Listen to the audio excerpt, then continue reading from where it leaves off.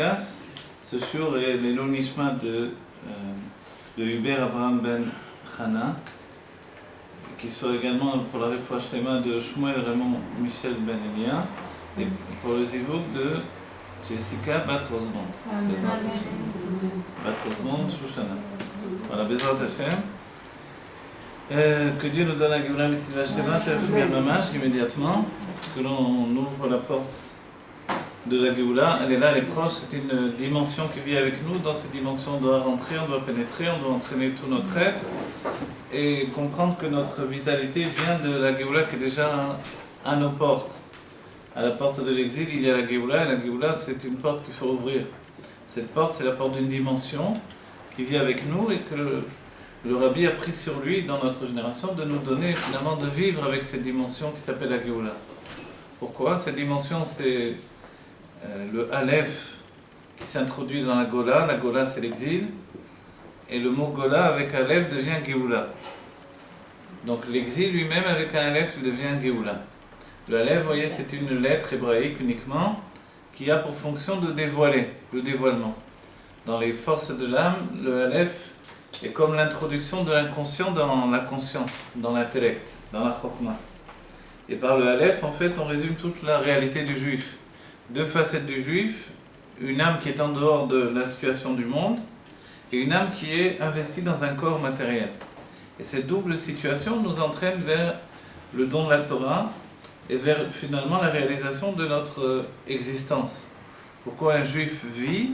Il ne vit pas comme l'égoïme pour tenir le coup en attendant de partir de ce monde, et en attendant il faut profiter. Comme les sages disent, Nochal venishte ki machar namut, on mange et on boit parce que demain on va mourir. Cette optique-là, elle a au moins le mérite d'être dans l'idée de profiter du monde de manière instantanée, dans l'instant présent. Celui qui vit dans l'instant présent, c'est toujours un mérite. Mais cette optique, on dit que c'est l'optique de Esav. Donc, on va dire, qu'est-ce que le juif ? Alors, le juif, c'est une autre optique, c'est au contraire, de vivre dans ce monde qui est juste une préparation au monde à venir. Et dans notre génération, voilà que l'on voit finalement les choses se réunir, les choses changent. C'est-à-dire que depuis l'arrivée du Baal Shem Tov dans le monde, à la fois on comprend que ce monde, qui a jusqu'à présent été un monde de passage, dans le Pirkei Avot, il est dit, tu es dans le Traklin, et prépare-toi pour arriver au palais, en fait. Tu es maintenant dans une situation, tu es dans un couloir. Ce couloir-là, évidemment, c'est pas la finalité. Attends d'arriver au palais. Le couloir, il t'amène au palais. Aujourd'hui, ce que l'on découvre depuis le Baal Shem Tov, c'est que je ne dois pas vivre ma situation dans ce couloir qui s'appelle la vie, le monde matériel, comme une vie qui n'a pas de sens. Une vie qui est juste une préparation. Je dois la vivre comme un instant présent qui est immédiat et unique. Il est immédiat dans tout ce qu'il peut nous donner comme réalisation humaine et divine dans notre personnalité. Il est unique parce qu'il porte en lui finalement la volonté de Dieu qui s'accomplit à travers ma personne. Donc en fait, l'instant présent est un instant où je dois, de la même manière que Nochal venishte ki machar namut, je mange et je bois parce que demain je vais mourir, nous on doit le penser dans la Torah et les mitzvot. On ne peut pas dire je ferai demain les mitzvot. Aujourd'hui je dois me nourrir, m'abreuver de Torah et de mitzvot. Et l'on voit que la Torah et les mitzvot ont deux aspects, puisque quand on arrive à Matan Torah, on a dévoilé un grand secret. Et ce grand secret, c'est le secret de Naaseh Venishma. Naaseh, c'est en rapport avec la volonté, et Nishma, c'est en rapport avec le plaisir. Ce sont les deux ktarim, les deux couronnes que le peuple juif a reçues à Matan Torah. Shishim Ribo Neshamot, il y avait 600 000 âmes adultes qui représentent 600 000 hommes adultes qui représentent les âmes générales de tous les temps, desquelles vont sortir toutes les autres âmes à venir. Mais pour que ces âmes-là prennent leur envolée, leur situation vraiment dans le paroxysme de l'expression de leur âme, sont descendus 600 000 Malaché Acharet, anges du service divin, et ils ont couronné chacune de ces 600 000 âmes, donc 600 000 adultes juifs, ont été couronnés par des anges. Pourquoi les anges sont intermédiaires pour nous donner des couronnes ? Parce que finalement, les anges sont véritablement l'intermédiaire entre la notion du temps et la notion de l'espace. La notion du temps et la notion de l'espace, finalement, un ange est lié au temps dans le fait qu'il a été créé dans un temps précis et qu'il a une mission à accomplir dans un temps précis. Il est lié à l'espace dans le sens où il a un endroit limité où il peut s'exprimer et non pas en dehors de cet endroit limité. Dès qu'un ange vient dans ce monde, il chute. Donc s'il chute, pour tous les êtres divins, une chute est une mort. Les sages nous disent que si un homme était roi et devient Premier ministre, c'est comme s'il était mort. Pourtant, il n'a que chuté. Et cette chute est considérée comme une mort. Qui plus est dans le spirituel, si un ange vient dans ce monde matériel, il n'a pas la force de l'emporter par rapport à la puissance de la matière, à son énergie vitale, son attrait vers le désir. Et l'ange va chuter comme ils ont chuté au début du monde. Là, vous ne parlez pas des anges qui nous protègent. Quand on dit Mitzvot, on dit on crée un ange. Là, c'est là. Je parle des anges en général. Peut-être que les anges sont là, et les anges sont un intermédiaire entre le peuple juif et Akadosh Baruch Hu. Pourquoi? Parce que justement, ils créent l'espace de rencontre entre Dieu et le peuple juif. Qu'est-ce que vous avez dit tout à l'heure, excusez-moi, Nassé, c'est Keneged Haratson. Nassé, c'est par rapport à la volonté, et Nishma par rapport au plaisir. Nishma, on entend Nishma, la chose Neshama. C'est donc lié à la Bina. La Bina, c'est la compréhension. Puisque la Neshama est le niveau d'élévation de l'âme qui est lié à la Bina. La Bina, c'est l'aspect féminin. Quand on compare un homme et une femme dans leur aspect le plus élevé, l'homme est Chokhma, la sagesse, et la femme est Bina, la réflexion. C'est pour ça que les femmes n'arrêtent pas de faire des réflexions à leur mari. Alors qu'ils sont très sages. Oh là là, Irréprochable.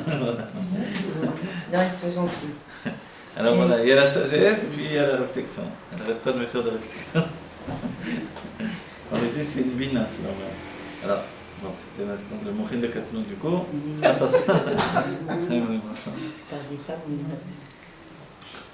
Les anges, c'est quoi? Vous avez dit c'est des intermédiaires entre eux. Voilà, les anges sont des intermédiaires entre le peuple juif et Dieu. Pourquoi?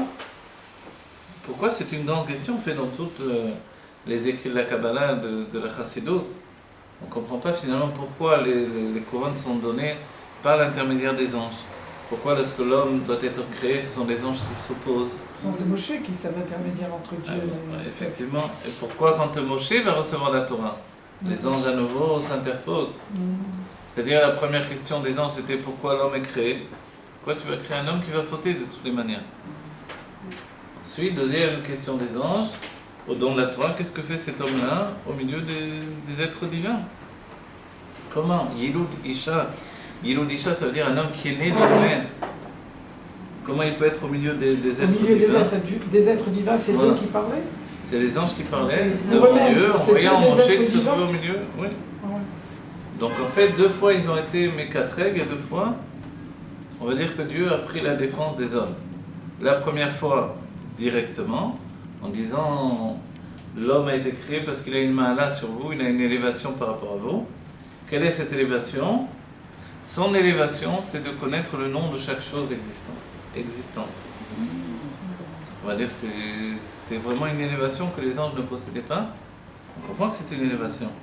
Connaître le nom dans la Shona Kodesh, c'est prendre la conscience de l'existence profonde de chaque être. Et les anges n'avaient pas cette conscience-là. On dit que oui. Alors dans ce cas-là, pourquoi l'avoir mis en avant comme un atout spécifique à l'homme? L'explication, c'est que c'est vrai que les anges possèdent, puisque les anges s'appellent Chayot, Behemoth. Vous voyez, donc tous ces noms-là, des Chayot et Behemoth, Pnei-Shor, Pnei-Aryeh. Les Chayot sont les animaux sauvages, les Behemoth, les animaux domestiques. On appelle les anges Chayot HaKodesh. On les appelle Behemoth aussi. Et au niveau même de Behema Rabbah dans les mondes divins. Et ensuite, on verra qu'il y a dans la Merkava de Yecheskel, la figure de dévoiler le char divin qu'a dévoilé Yecheskel à Navi, qui est un char divin qui se trouve dans le monde de Yetzira, comme la finalité du Kisei HaKavod. Il y a le char divin, et ce char divin, on va dire qu'est-ce que c'est? Pourquoi il y a un char divin? En fait, c'est une station on va dire, de vitalité pour toute la création dans ce monde matériel. C'est-à-dire que là-bas, tout le règne de vie qui existe dans notre monde se trouve également dans le char divin. Comme un stade où chaque être vivant trouve sa vitalité depuis ce char divin. Donc la Merkava. Le sens de Merkava, vous vous rappelez, c'est d'être un véhicule pour la volonté de Dieu. Il est dit qu'il y a là-bas le pneu Shor, le pneu Arié, le pneu Nesher, la face du bœuf, la face du lion, la face de l'aigle et la face de l'homme. Pneu Adam, il y a deux hommes là-bas. Il y a un homme qui se trouve au milieu des animaux et un homme qui est au-dessus, chez Yoshev al-Kiseh, qui est assis sur le trône de gloire de Dieu. Cet homme assis sur le trône de gloire, il représente l'âme divine. L'homme qui est au milieu de la mêlée des animaux, il représente en réalité l'âme intellectuelle. Avec toute son élévation, il se trouve tout de même dans un stade d'âme animale. L'âme intellectuelle, puisqu'il y a trois âmes dans l'être juif.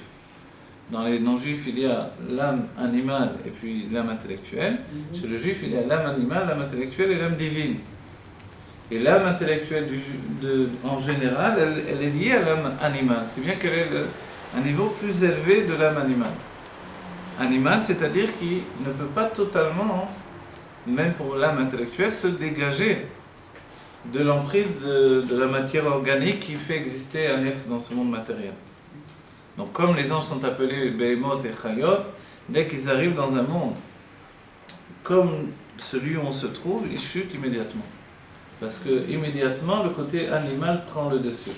Quelle est la faiblesse des anges par rapport aux hommes? Et c'est un sujet essentiel, que ce soit dans l'Akba Omer et dans Matan Torah. Donc le Rabbi, dans plus d'un écrit, va nous rapporter ce sujet-là, et tous les rabbins, et le Zohar, et le Harizal.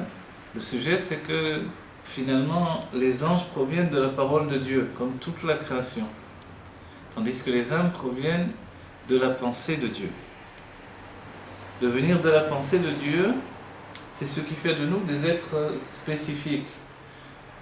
Le fait que l'on soit ensuite choisi par Dieu, c'est parce que déjà au commencement, on dit sauf Maaseh le Machshavat Trila, la finalité de l'action était dans la pensée au commencement.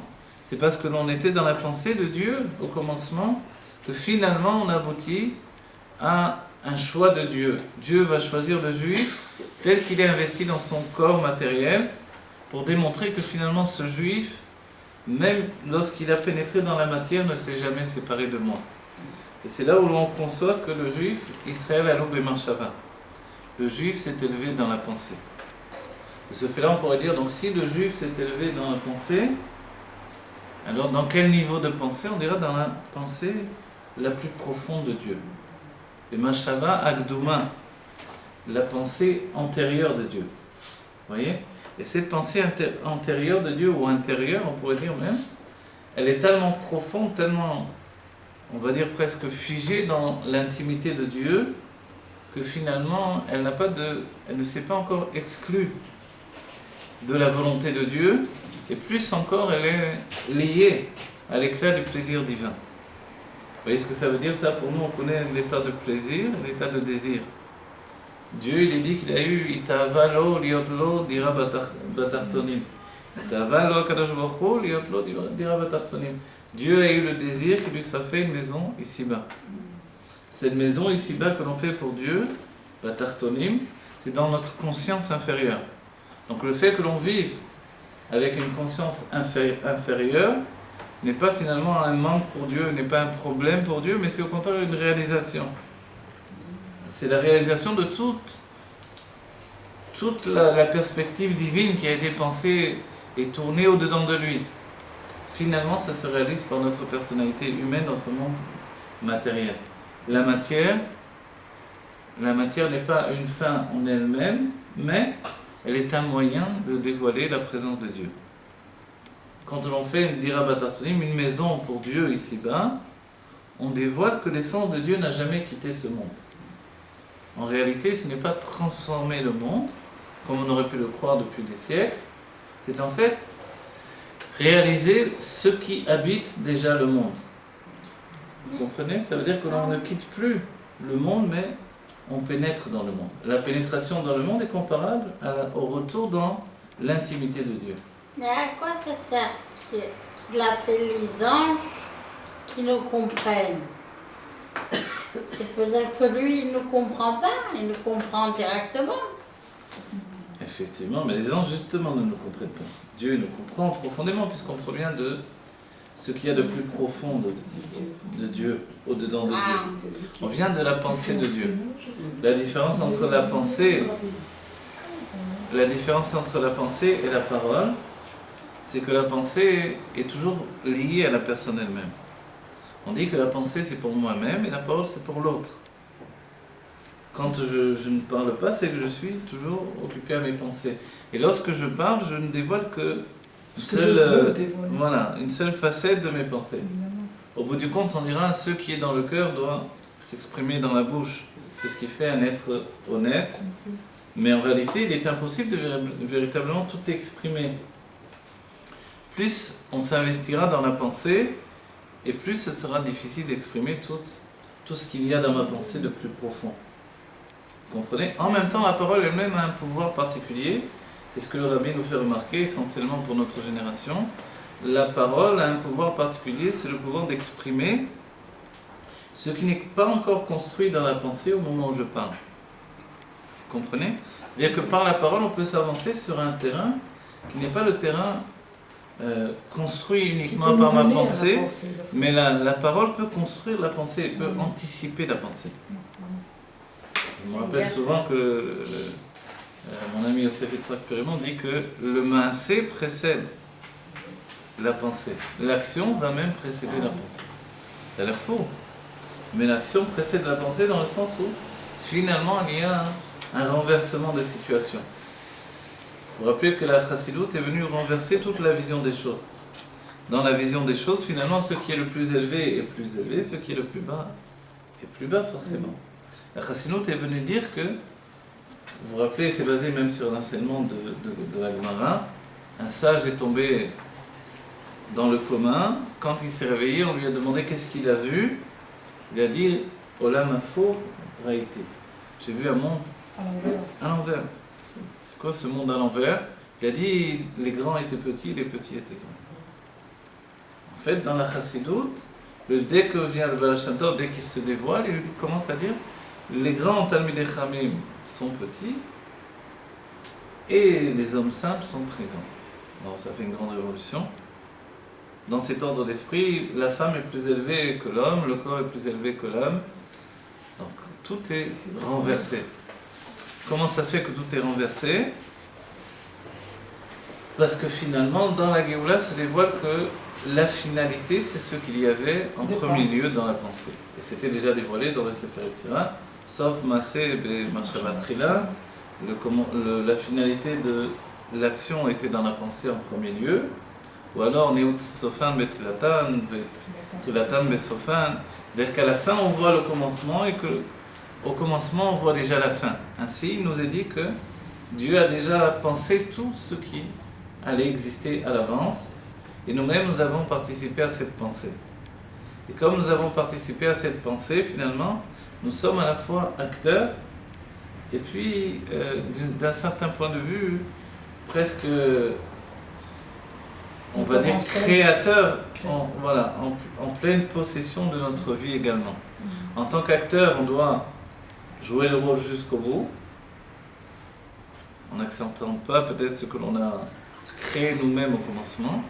Et en tant que créateur, on doit s'investir pour faire que la création que l'on va projeter finalement soit également une projection dans le contentement divin. Dieu a une intention, c'est que le monde existe, ce monde doit exister et doit être vécu comme une existence réelle. Le Rabbi dira même que dans notre monde, les choses n'ont pas l'air truquées du tout. Le mal fait vraiment mal et la douleur vraiment vit au quotidien avec nous. Et l'autre côté, ce qui s'appelle l'effort du mal, frappe pleinement, comme on l'a vu, que Dieu préserve, que ça n'arrive plus jamais. Et c'est pour ça qu'à la fin des temps, le Mashiach, à la fin des temps c'est aujourd'hui, il ne faut pas l'oublier, on vit les derniers instants de l'exil, à la fin des temps, le Mashiach va détruire le mal.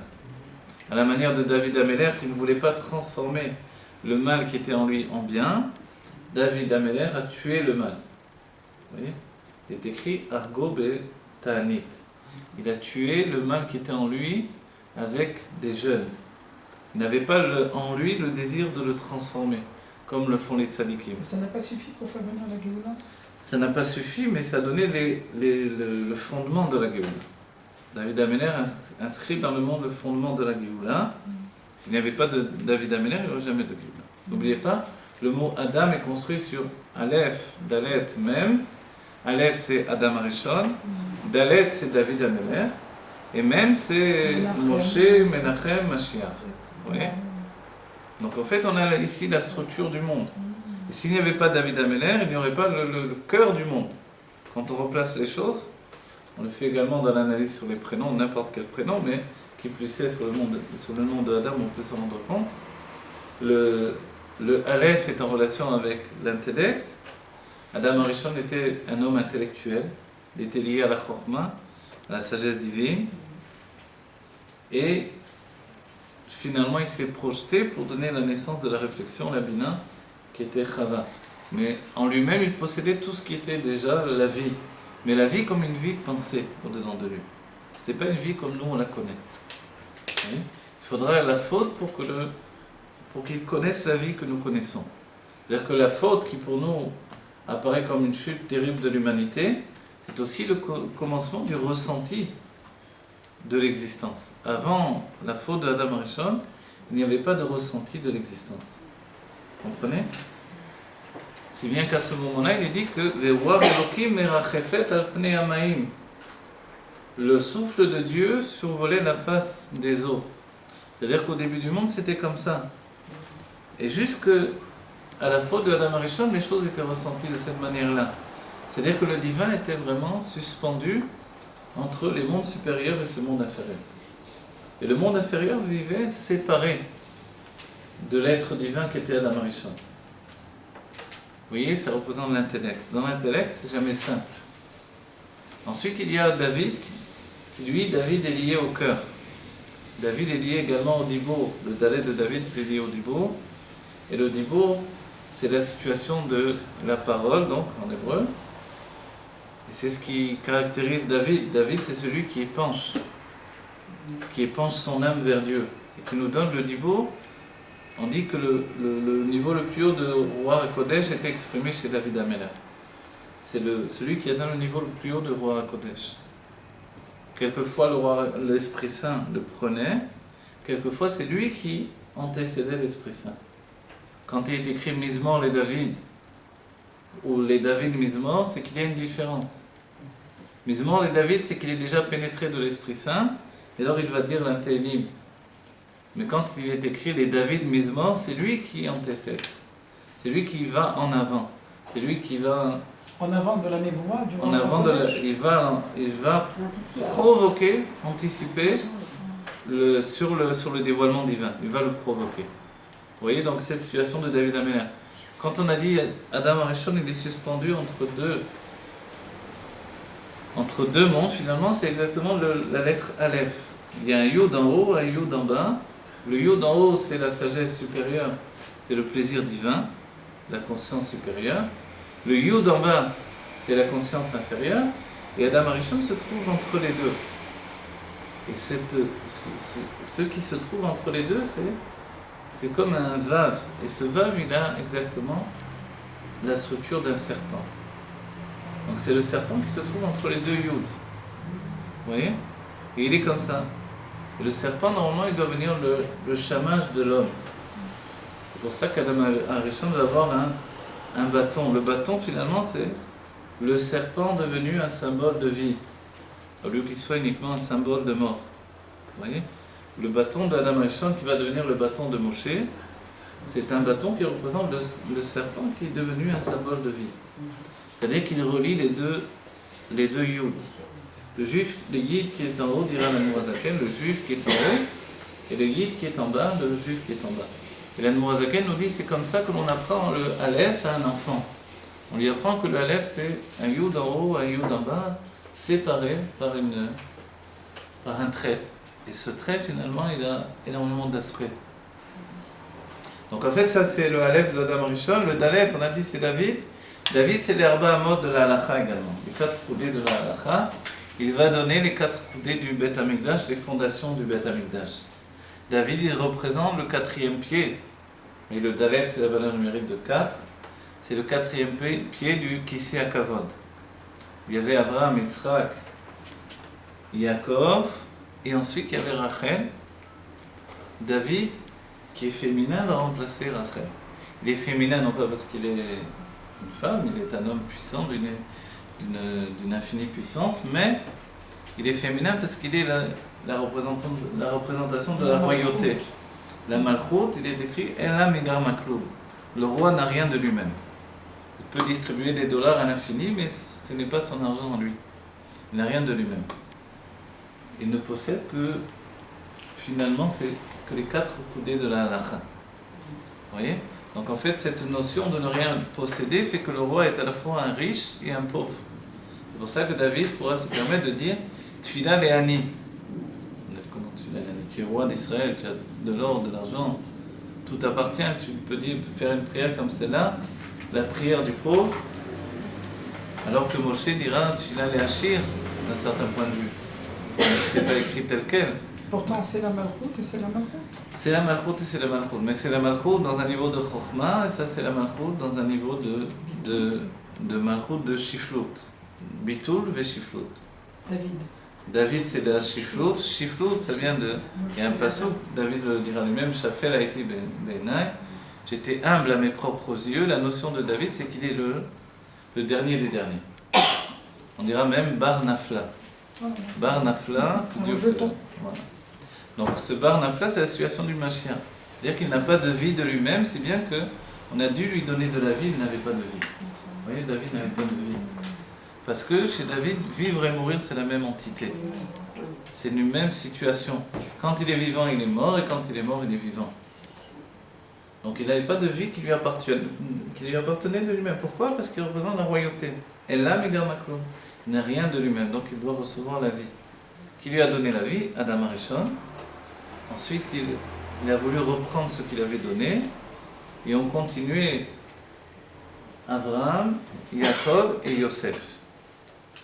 Yosef, lui, il termine les Avot et il aboutit à la Malchut, la royauté. Yosef, c'est le Yesod. C'est pour ça que dans notre génération, il y a aussi la même situation de Yosef Yitzhak et puis le Rabbi qui représente la Malchut à nouveau. C'est-à-dire la royauté. Il y a le Yesod, c'est la force d'influence, et la royauté, c'est celui qui distribue l'influence. Vous voyez? Donc nous connaissons finalement tous les princes d'Israël grâce au Rabbi qui nous a tout dévoilé. Autrement, on ne connaîtrait pas du tout. On serait déconnecté des époques passées, mais grâce au Rabbi qui nous a tout dévoilé, on connaît tout à la moindre des habitudes, des rébéim, etc. Qui font que dans notre service de Dieu, on s'attache au service de Dieu des princes d'Israël. Vous voyez? Comme on le voit spécifiquement à Pessah, comme on le voit dans le comportement même du Shabbat ou de chaque jour, etc., dans la prière, dans chaque niveau. Alors on s'attache au comportement des princes des générations. D'accord? Donc en fait, cette situation de construction par 3, Adam, c'est donc le Adam, ça représente l'intellect, le cerveau, le cœur, et puis les pieds. On va dire comment on peut comparer les pieds au Mashiach. Et il est dit Ikve Meshiche, le talon du Mashiach. Le talon du Mashiach, ça représente aussi le talon d'Adam Arishon. C'est-à-dire que tout ça, c'est inclus dans la coma d'Adam Arishon.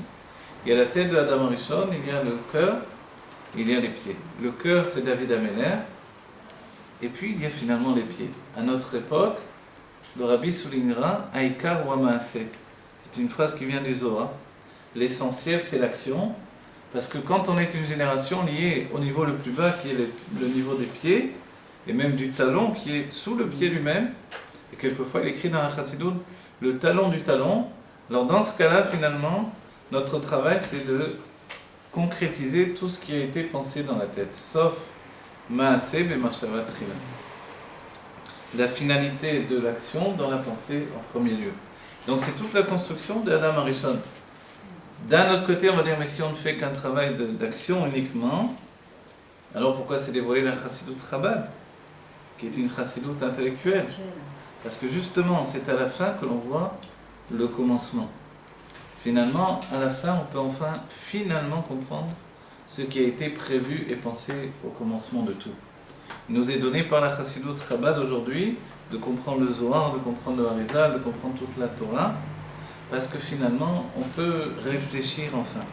On a un matériau de réflexion qui vient de la Torah et qui s'adapte à toutes les personnalités humaines. Et ça n'existait pas auparavant. Auparavant, il fallait se hisser au niveau du tzaddik, du juste parfait, pour pouvoir accéder à un commencement de ce dévoilement-là.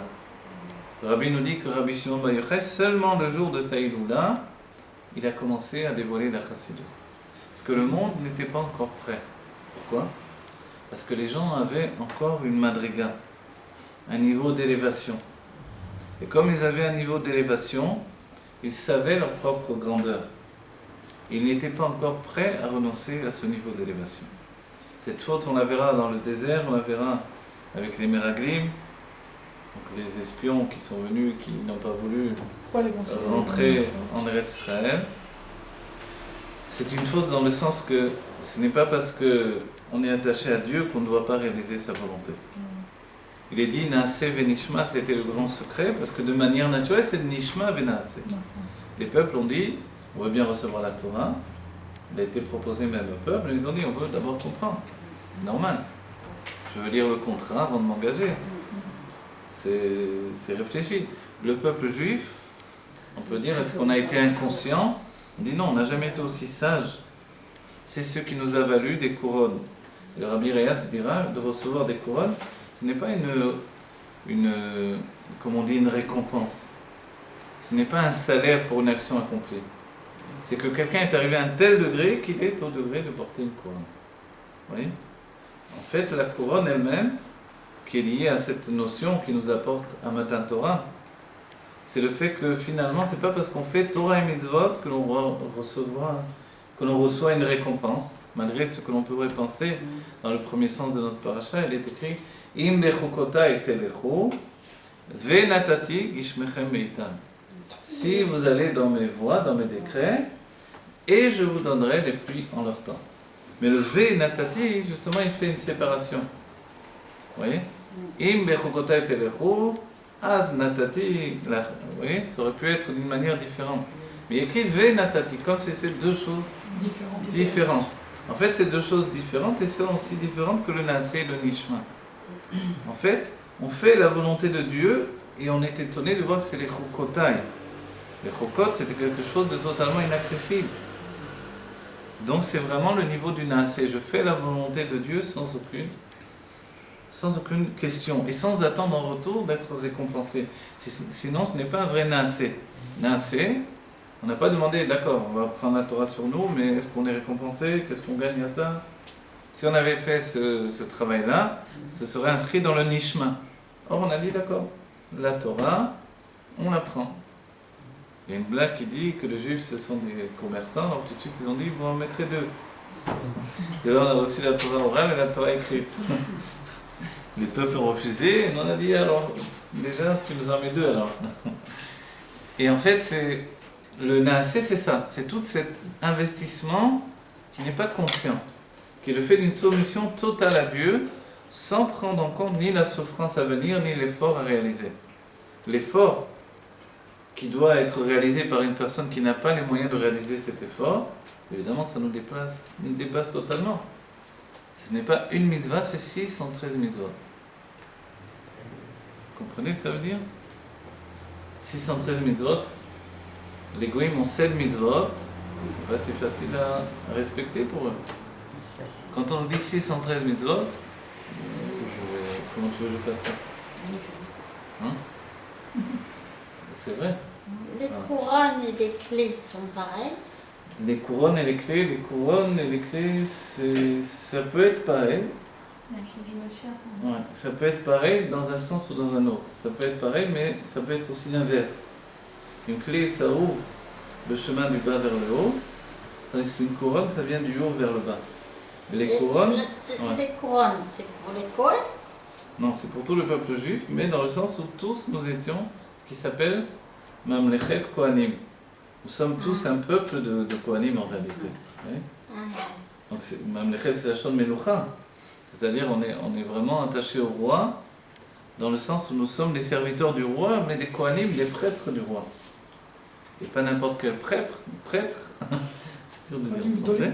Voilà, en hébreu c'est plus facile de dire Kohen que ce qu'on a en français. Et là, Kohanim d'Olim, nous sommes des grands Kohanim, des grands prêtres, pas des petits prêtres, des Kohanim d'Olim. Et ensuite, comme il y a eu la faute du veau d'or, alors finalement il y a eu une séparation, une distinction. La seule tribu, Shevet, qui n'avait pas à fauter, la faute c'était de ne pas avoir joui de la présence du veau d'or et de la chute du Erev Rav. Alors ceux qui n'avaient pas joui de cette situation-là, c'était la tribu de Lévi, et c'est eux qui se sont scindés en deux situations. Comme on a vu, Nassé Venishma, voilà, Kohanim et Lévim. Vous comprenez? Kohanim et Lévim. Et finalement, les Lévim représentent le Nishma, et les Kohanim représentent le Nassé. Comment on le voit? Les Kohanim représentent l'action. Les Kohanim étaient finalement, alors qu'ils sont plus élevés, a priori ils sont au-dessus des Lévim. Mais les Kohanim exécutaient l'action qui est la plus difficile. C'est eux qui faisaient les shritot, c'est eux qui s'occupaient vraiment au niveau de l'action concrète de tout le travail du Beth Amikdash. Qu'est-ce que faisaient les Lévim? Eux, ils étaient liés à la musique, ils étaient liés à l'élévation spirituelle. Le nishma, c'est aussi le nishma qu'on dira. Le nishma, c'est la sensation du bien-être. Un être ne peut pas vivre uniquement avec le naasé. C'est-à-dire que quand il y a eu la brisure du veau d'or, c'était de dire que Dieu nous demande de vivre dans un niveau de projection. C'est vrai, on s'est soumis totalement à lui. Mais il y a en nous un désir de plaisir qui est présent.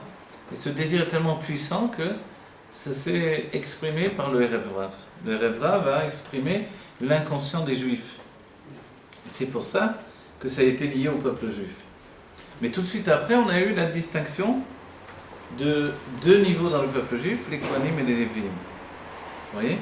Donc de là vont venir le Kohen Gadol qui lui va synthétiser trois niveaux dans le niveau de la tribu de Lévi, le Kohen Gadol, le Kohen et le Lévi.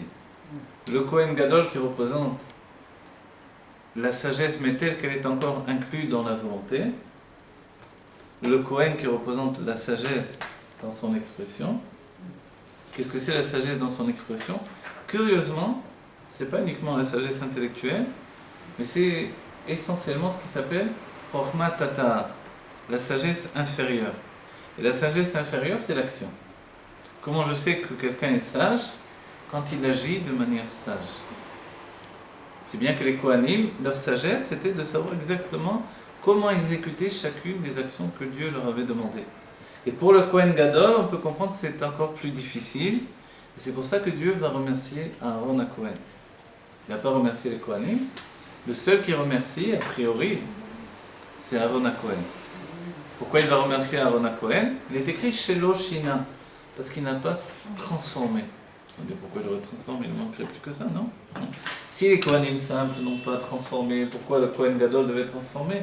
Parce que justement, il n'est pas l'expression de cette sagesse qui s'inscrit dans l'action, mais il est la sagesse telle qu'elle est encore enfouie dans la volonté. Donc elle est axée, liée, dirigée, complètement, on va dire, le Itkalelot en hébreu, englobée dans la volonté divine. Et forcément, de réaliser cette volonté dans l'action, comme un Kohen simple, alors ça c'est ce qui est le plus difficile. Et c'est l'une des raisons également que le Kohen dans le Kodesh Kodashim va s'habiller en blanc. Va s'habiller dans un vêtement le plus simple, le vêtement de Pishtan. Le Pishtan représente en fait la simplicité. Ah bon? Oui, le Ça Pishtan, coûte cher, les trucs en Pishtan. aujourd'hui, C'est dingue, hein? la simplicité c'est parce que le Pishtan est appelé Bat Kodesh, le lin, oui, le lin est appelé Bat Kodesh, le tissu saint, c'est le lin. Et on dit qu'est-ce qu'il a de particulier? Pourquoi il a été choisi pour faire le vêtement du Kohen Gadol qui va rentrer dans le Kodesh Kodashim? Parce qu'en dehors du Kodesh Kodashim, il a aussi un vêtement d'or.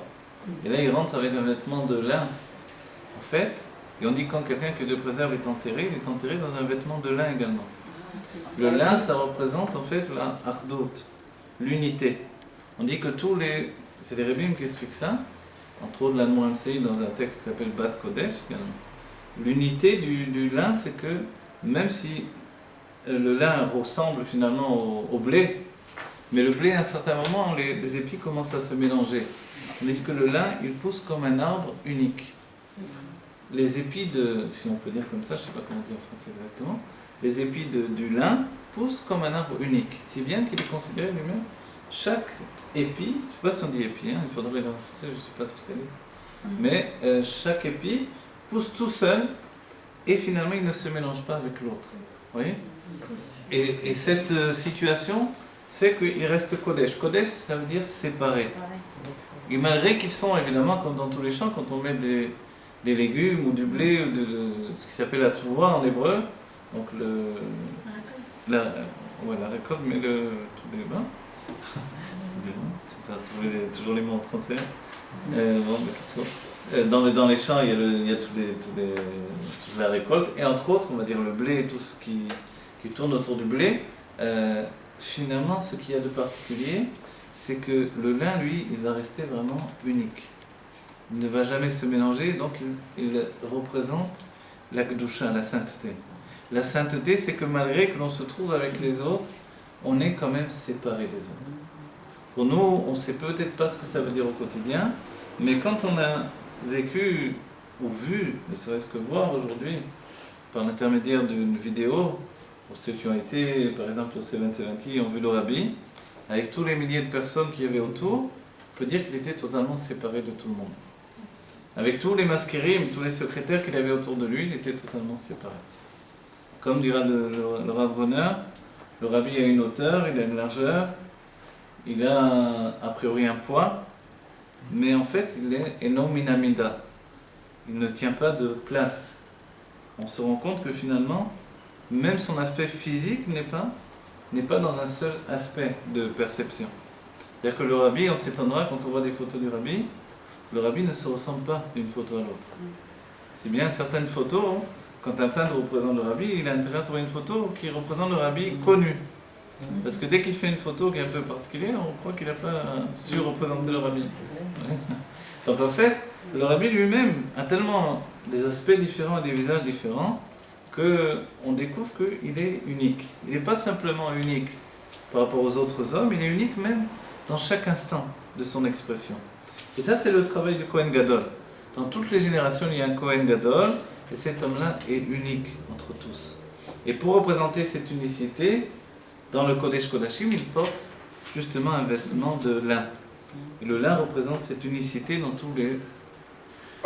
tous les autres badim, tissus. D'accord ? Quand on voit donc la structure de Adam, ça nous entraîne évidemment dans cette situation de construction. Le peuple juif se construit depuis Béar jusqu'à Bechukotai. Sur le Har Sinaï ont été donnés même les halachot qui sont liés à la Shemitah. Et la Shemitah, c'est la 7e année qui représente finalement la 7e mesure.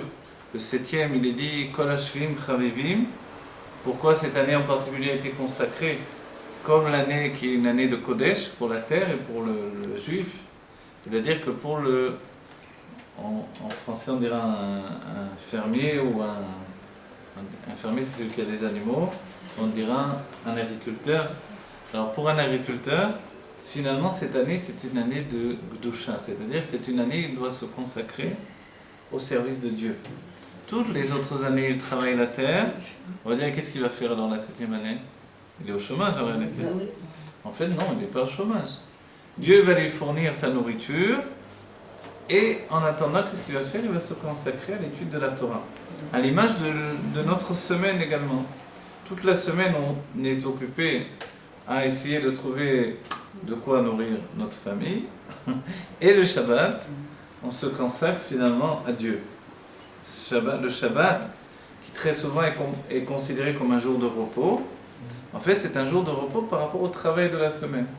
Et c'est un jour de travail par rapport au service de Dieu. Vous voyez ? D'après l'idée du Rabbi, on ne dort pas du tout ce jour-là. On travaille au maximum de nos possibilités. Les sages nous diront qui peut dormir Shabbat ? c'est celui qui étudie toute la semaine. Alors il peut se reposer Shabbat. Celui qui travaille toute la semaine, il lui est interdit de se reposer Shabbat. Il doit étudier, c'est un jour d'étude. C'est un jour de service de Dieu. Il doit prier et étudier. Vous voyez comment les choses sont finalement. Et pourtant, l'humanité pense que Shabbat, on se repose. Dieu s'est reposé, moi aussi je me repose. Dieu s'est reposé, mais il a fait le monde entier. Moi aussi j'ai travaillé toute la semaine. Alors on doit trouver un juste milieu, donner nos forces au maximum, trouver dans ce jour le repos nécessaire pour servir Dieu, mais en même temps bien considérer que c'est un jour de travail. Le travail qui s'appelle Avodat Hashem. Le repos de la Neshama, c'est de se consacrer justement au service de Dieu. Voilà, le repos de la Neshama, Shabbat n'est pas un repos du corps, comme on a pu le penser, c'est seulement celui qui est appelé Shabbat toute la semaine. On dit qu'un Talmid Chacham est appelé Shabbat. Celui qui fait honte à un Talmid Chacham ou qui fait honte ou fait une mauvaise action par rapport à un Talmid Chacham, c'est comme s'il est Mechalel et Shabbat. Comme s'il transgresse le Shabbat. D'après l'Admor HaZaken, en fait, on transgresse régulièrement le Shabbat si on ne connaît pas les halachot du Shabbat. Pour se faire excuser du fait que certainement on transgresse le Shabbat, alors on étudie des halachot du Shabbat. D'accord ? Le seul moyen d'expier nos manques, ce qui entraîne des transgressions du Shabbat, en fait, c'est d'étudier les halachot du Shabbat. C'est comme ça que Dieu va nous pardonner constamment. Donc il faut le faire, il ne faut jamais oublier de revenir. Quand on oublie, on se remet sur pied. Et l'étude des halachot de Shabbat fait que on se consacre finalement au Shabbat, même quand on est en dehors du Shabbat, puisqu'il y a des choses interdites, alors qu'elles ne sont pas encore pendant le Shabbat. La veille de Shabbat, il y a des choses interdites. Oui.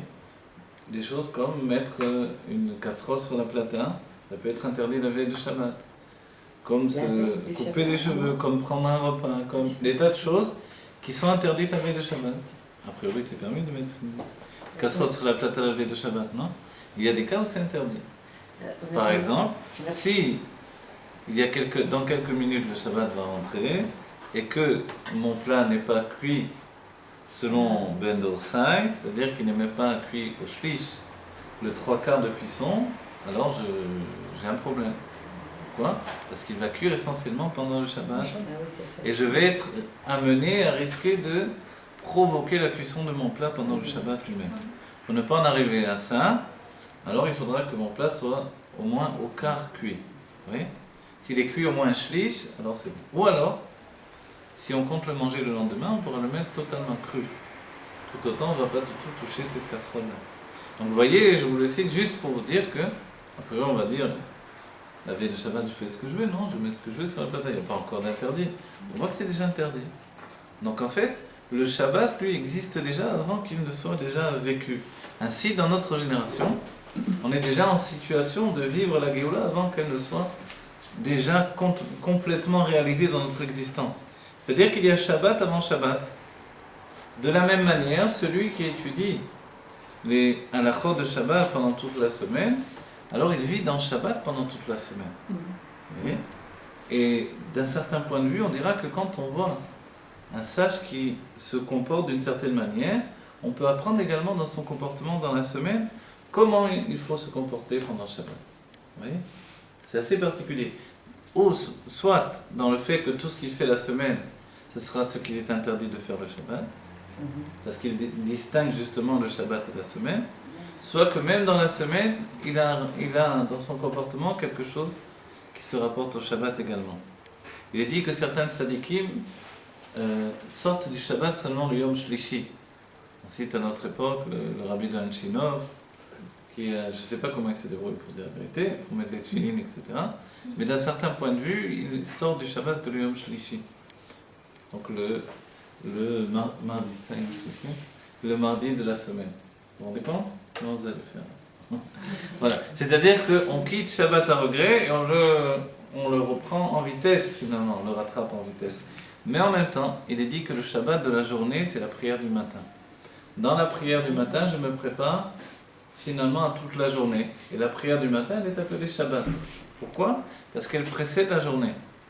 Cette prière du matin peut être très minime. Ceux qui travaillent, qui sont sur les arbres, qui sont sortis dans le champ, travailler, se retrouvent sur un arbre, alors ils feront leur prière sur l'arbre. Comme ça, il est dit dans la Mishnah. Comment ils font Shemona Esrei sur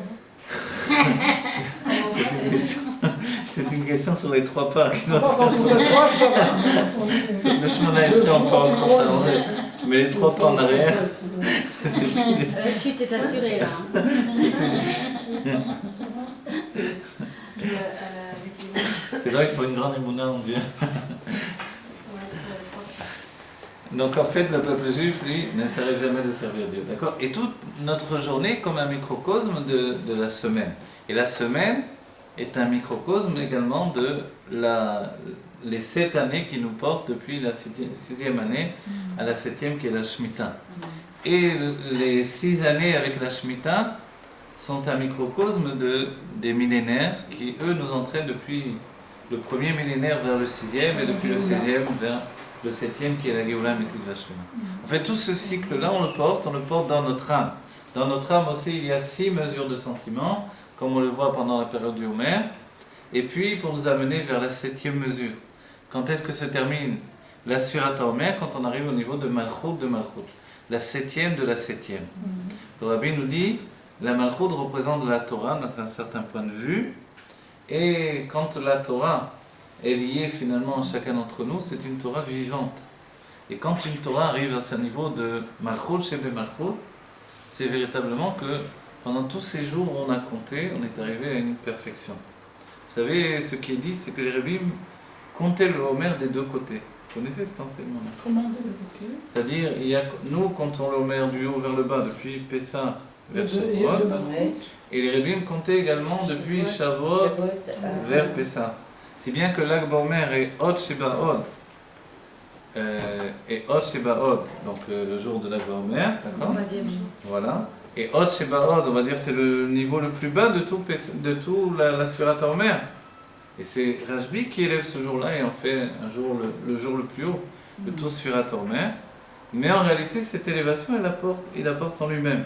Parce que quand on compte du bas vers le haut, Hod Sheba Hod devient Tiferet Shebe Tiferet.